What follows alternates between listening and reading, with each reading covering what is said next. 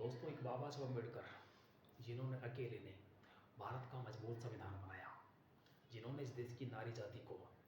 इस देश के अंदर सर उठाकर चलने का अधिकार दिलाया, उसको शिक्षा लेने का, नौकरी करने का, बिजनेस करने का या फिर राजनीति में जाने का अधिकार दिलाया।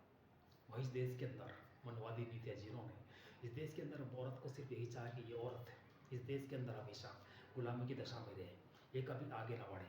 ये कभी भी पुरुषों के बराबर ना है। लेकिन बाबा साहब अम्बेडकर ने हर जाति के महिला को मान सम्मान अधिकार दिलाया, उनको शिक्षा नौकरी में आने का अधिकार दिलाया, खेल खेलने का, उनको राजनीति में जाने तक का अधिकार दिलाया, बिजनेसमैन बनने तक का अधिकार दिलाया। तो ये सब अधिकार हमारे परम पूज्य बाबा साहब अम्बेडकर की देन है, जिन्होंने कभी भी हार नहीं मानी और आज उनका नाम पूरे देश दुनिया के अंदर गूंजता है। आज जो लोग 8 घंटे काम करने का काम कर रहे हैं,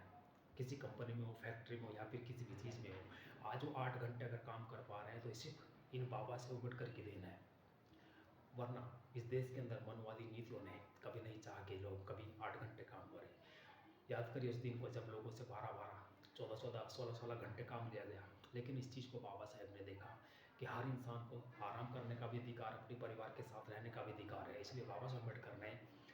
जिस दिन वो सबसे पहले कानून मंत्री बने और उन्होंने कानून यही बनाया कि देश के अंदर सबको बराबरी का दर्जा दिया जाए, सबको मान सम्मान अधिकार दिए जाए और जो 12 घंटे, 14 घंटे, 16 घंटे का काम लोगों से, मजदूरों से लिया जाता है, उसको ख़त्म करके 8 घंटे में तब्दील किया जाए। तो ये सब अधिकार हमारे बाबा साहब अम्बेडकर के द्वारा दिलाए गए हैं। तो आप लोगों को बाबा साहब अम्बेडकर का सम्मान करना चाहिए, उनका एहसान मानना चाहिए कि जिन्होंने आप लोगों को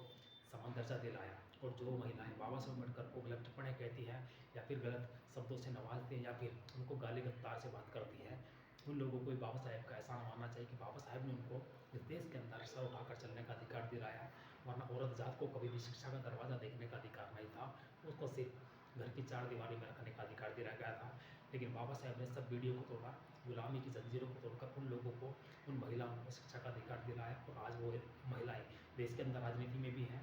बिजनेस में भी हैं, खेल के क्षेत्र में, हर क्षेत्र में आज आपको महिलाएं मिल जाएंगी। तो ये सब हमारे बाबा साहब अम्बेडकर की देन है। मान सम्मान कीजिए बाबा साहब अम्बेडकर का, जिन्होंने आप लोगों को मान सम्मान से जीने की ज़िंदगी दी।